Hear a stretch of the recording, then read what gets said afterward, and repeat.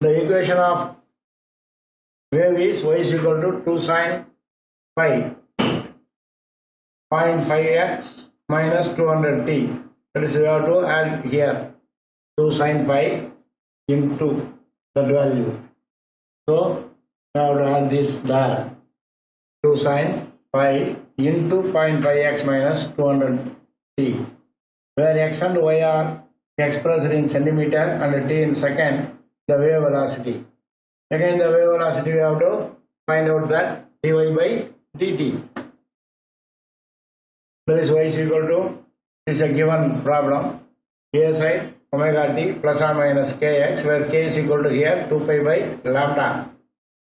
Omega is equal to 200 pi, that is 2 pi n, from which n can be calculated as 100 hertz. K is equal to 0.5, that is 2 pi by lambda. Therefore, lambda is equal to 4 centimeter. Velocity asked, v is equal to n lambda. This is a relation between the velocity, frequency and the wavelength, from which we can calculate the velocity as 400.